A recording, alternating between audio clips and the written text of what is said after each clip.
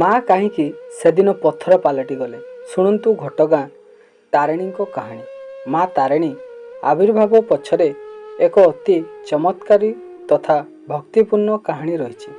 ଏହି କଥାବସ୍ତୁ ପୁରୀର ଗଜପତି ମହାରାଜ କାଞ୍ଚି ଅଭିଯାନ ଏବଂ ମା'ଙ୍କ ପରମ ଭକ୍ତ ଗୋବିନ୍ଦ ଭଞ୍ଜଙ୍କ ସହ ଜଡ଼ିତ।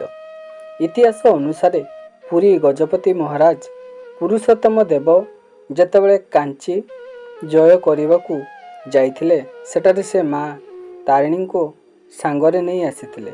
ମା' ଗଜପତିଙ୍କ ଭକ୍ତିରେ ପ୍ରସନ୍ନ ହୋଇ ତାଙ୍କ ସହ ଓଡ଼ିଶା ଆସିବାକୁ ରାଜି ହୋଇଥିଲେ। କିନ୍ତୁ ମା' ଏକ ସର୍ତ୍ତ ରଖିଥିଲେ, ତୁମେ ଆଗେ ଆଗେ ଯିବ, ମୁଁ ତମ ପଛେ ପଛେ ଯିବି। ଯଦି ତୁମେ ପଛକୁ ଚାହିଁବ, ମୁଁ ସେଇଠି ପଥର ପାଲଟି ଯିବି।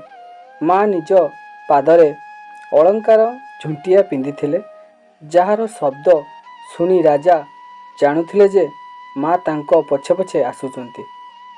କିନ୍ତୁ ଯେତେବେଳେ ସେମାନେ କେଉଁଝରର ଘଟଗାଁ ଅଞ୍ଚଳର ଘନ ଜଙ୍ଗଲ ଦେଇ ଯାଉଥିଲେ, ସେଠାକାର ବାଲିଆ ମାଟିରେ ମା'ଙ୍କ ପାଦ ଶବ୍ଦ ଆଉ ଶୁଣାଗଲା ନାହିଁ। ରାଜା ଭୟଭୀତ ହୋଇ ପଛକୁ ଚାହିଁଦେଲେ। ସର୍ତ୍ତ ମୁତାବକ ମା' ସେଇଠାରେ ହିଁ ପଥର ପାଲଟି ଗଲେ।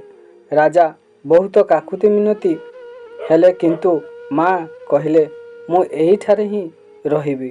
ଗଜପତି ନିଜ ସାଙ୍ଗରେ ଆସିଥିବା ପରମ ଭକ୍ତ ଗୋବିନ୍ଦ ଭଞ୍ଜଙ୍କୁ ମା'ଙ୍କ ସେବା ପୂଜା ପାଇଁ ସେଠାରେ ରଖିଲେ। ମା' ତାରିଣୀ ଘଟଗାଁରେ ସେଇ ଶାଳବଣ ମଧ୍ୟରେ ଅବସ୍ଥାନ କଲେ। କୁହାଯାଏ, ମା'ଙ୍କୁ ସେହି ସମୟରେ ବଣୁଆ ବାଘମାନେ ଜଗୁଥିଲେ। ମା' ହେଉଛନ୍ତି ଶକ୍ତି ସ୍ୱରୂପିଣୀ, ଯିଏ ଶ୍ରଦ୍ଧାରେ ଗୋଟିଏ ନଡ଼ିଆ ପାଇଲେ ମଧ୍ୟ ଭକ୍ତଙ୍କ ସବୁ ମନସ୍କାମନା ପୂରଣ କରନ୍ତି। ନଡ଼ିଆ ଭୋଗ ମା'ଙ୍କ ପାଖରୁ ସାରା ଓଡ଼ିଶାରୁ ବସ୍ ବା ଟ୍ରକ୍ ବା ଭକ୍ତଙ୍କ ହାତରେ ହଜାର ହଜାର ନଡ଼ିଆ ପହଞ୍ଚିଥାଏ। ବିଶ୍ୱାସ ଅଛି କି ମା'ଙ୍କ ଉଦ୍ଦେଶ୍ୟରେ ଯେକୌଣସି ଗାଡ଼ିରେ ନଡ଼ିଆଟିଏ ପଠାଇଲେ ତାର ସୁରକ୍ଷିତ ଭାବେ ଘଟଗାଁରେ ପହଞ୍ଚିଯାଏ। ମା'ଙ୍କ ବିଗ୍ରହରେ ଦୁଇଟି ବଡ଼ ବଡ଼ ସୁନ୍ଦର ଆଖି ରହିଛି, ଯାହା ଭକ୍ତଙ୍କୁ ଅନେଇ ରହିଥିବା ପରି ମନେହୁଏ। ଏହି କାହାଣୀ ଶିକ୍ଷା ଦିଏ ଯେ ଭଗବାନ ଭକ୍ତଙ୍କ ଶ୍ରଦ୍ଧା ଓ ବିଶ୍ୱାସର ଭୋକିଲା।